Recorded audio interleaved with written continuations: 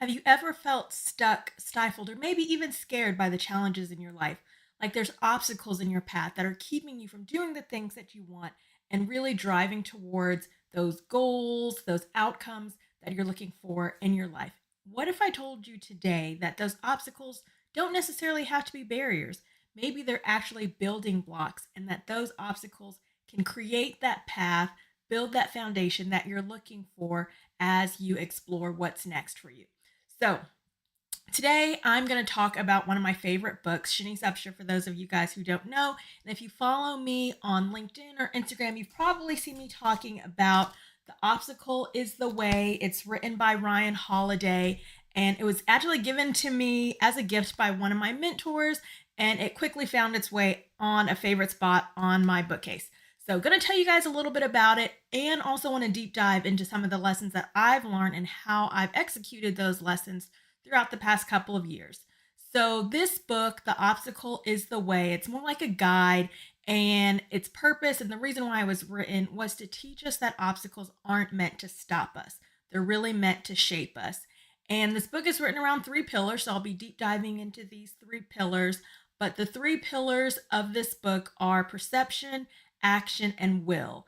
And so today, what I'm going to do is I'm going to show you guys how these three principles, seeing clearly, acting decisively, and enduring endlessly, how they can help you overcome the fear of leaving corporate life and build a business that's bold, brave, and brilliant. So, the first one, perception. So, I have a really interesting story about perception. But first, just to make sure that we're all defining perception the same way. So, when I think about perception, it's all about the way you see the obstacle and how you approach it, right? So, I guess maybe 3 years ago, I was working with an executive coach, fantastic. And one of the things that I found myself doing, and I didn't even realize, was she would say something like, "Hey, Shanice, what about doing this?" Or, "Hey, Shanice, why don't you go ahead and present or pitch this really cool idea that you have?" And I would start coming up with all of these reasons why I couldn't in my mind. I would literally say, well, if I do, then this is going to happen, and then this is going to happen, or what if somebody does this, or maybe this will, and I would just run through all the scenarios. And I remember maybe it was the second or third time that I did that, right? So she had put out an amazing idea. I started coming up with all these scenarios in my mind on why that was a horrible idea and saying them out loud. She literally just started doing a slow clap. And it kind of made me mad at the time. She literally said, "Oh my gosh, Denise, you should get an Oscar for how great of a storyteller you are and this amazing story and novel you just came up in your mind." And I was like, "What the heck?"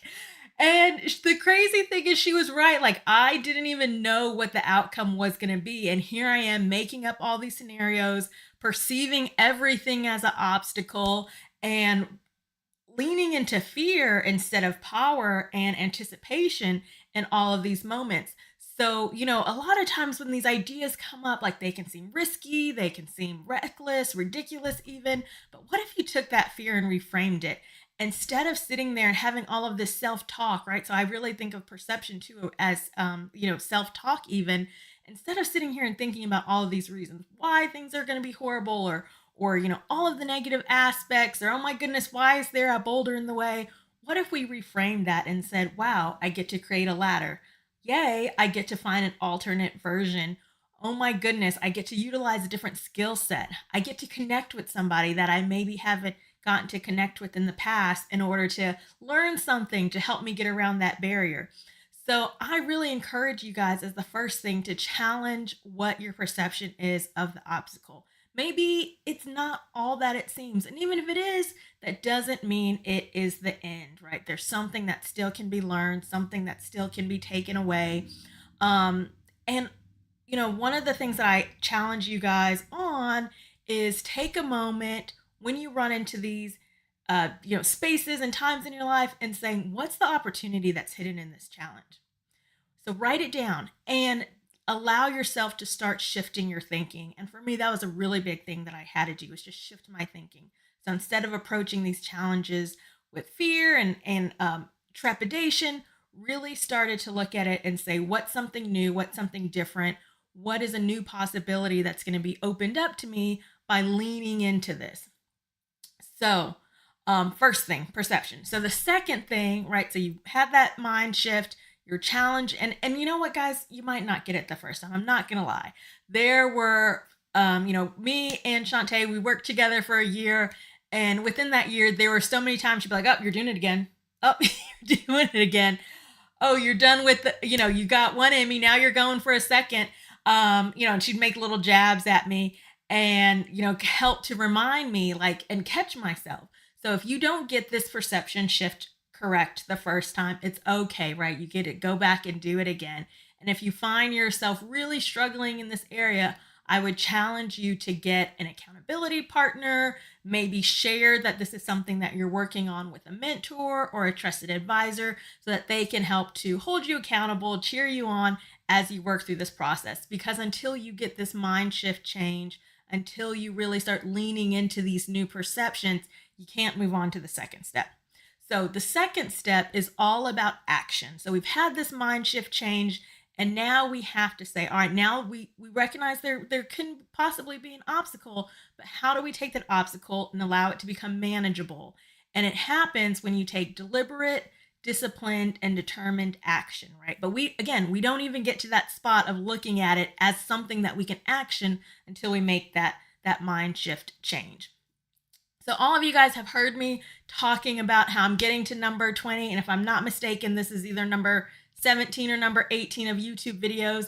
And so for me, I had to say what's going to be my deliberate, disciplined, and determined action when it came to creating YouTube videos. Had never done it before, never even like gone live on anything. And now here I am going live on YouTube trying to get to number 20. So that was for me my deliberate, disciplined, and determined action. I gave myself a goal, right? I'm going to number 20.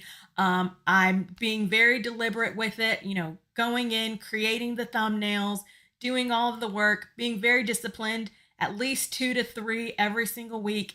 And you guys may have noticed, but Monday, I think I actually recorded that video at like 11:40 because the day had gotten away from me. But I was like, no, I can't get behind. I have to stay on track. So even though it was 11:40 p.m., went, got my makeup on, all of that, got in front of the camera and put out a video, right? So staying disciplined with it and really focusing. So when you think about these obstacles that you have, oh, that was my timer for my water bottle. Whenever you guys think about these obstacles that you have and how you're addressing them, go ahead, write that down. What's that one obstacle that's holding you back? And there may be a couple, but what's that main obstacle, that big boulder that you have? And take that and say, what are 3 small actions I can take to address it today or this week? So start small, stay steady, stay strong with it. Again, you don't have to remove the entire obstacle in 5 minutes, 10 minutes. A lot of times it's going to be little bits and pieces, right? You're going to be chipping away at that obstacle, but it doesn't happen if you don't sit down, decide what that action looks like, and figure out how you can make that into manageable chunks for yourself. All right, so I've had that perception shift. We're looking at these obstacles as learning opportunities, something we can go around, something we can actually overcome. We now have created our actions to chip away at these obstacles. And then the last piece that the book talks about is will. And when we think about will, that's really going to be like your inner strength, your resilience, your resolve.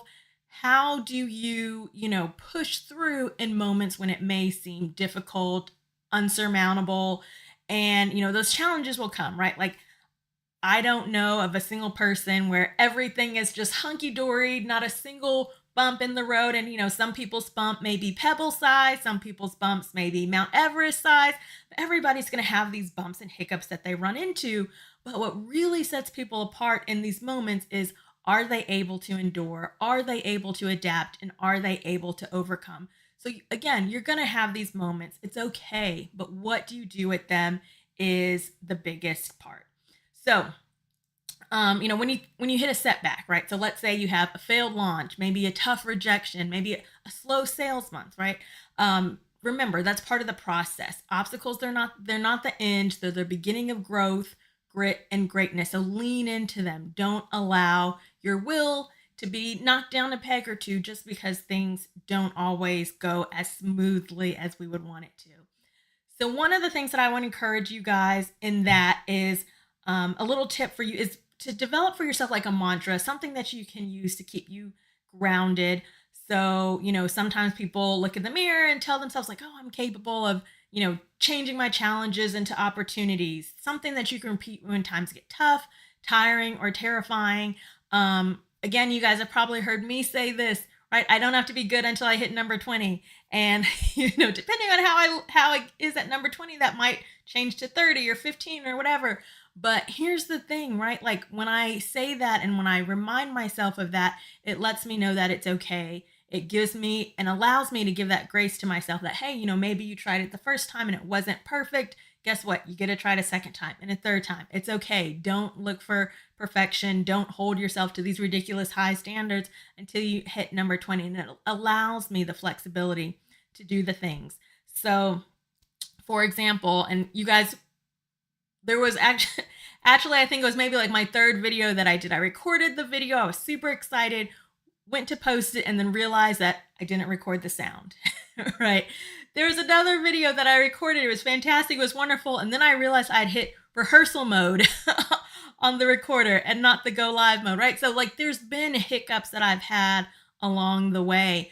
But again, just reminding myself, hey, it's okay. You haven't hit number 20 yet. It gives me grace to not freak out, to not say, oh my goodness, this is a huge obstacle. This is something I can't overcome. Like, obviously, this isn't for me. And it allows me to stay grounded. So figure out what that is for you. Hold on to it so that when these tough moments do come, you've got something to lean on. You've got something to support yourself as you pick yourself back up and keep going. So my biggest takeaway that I want all of you guys to really hold on to you is that the obstacle isn't in your way, it is the way. And every challenge you face, it's the opportunity to grow stronger, smarter, and more successful, whether you're dreaming of leaving the corporate world, building your business, or maybe even just promoting within a business that you're in. The path forward tends to be through challenges. So don't let them scare you. Don't let them, make you tuck your tail and run the other way. Figure out creative ideas and ways to get around them and to go through them. So if this message resonates with you, I would love for you to give us a like, a share it with a friend or a neighbor, whoever that is. I'm super excited for all of the challenges that we're going to get through together. And excited for the success that I know that will bring. I hope that you guys have an amazing rest of your Wednesday and hope everybody has a great day.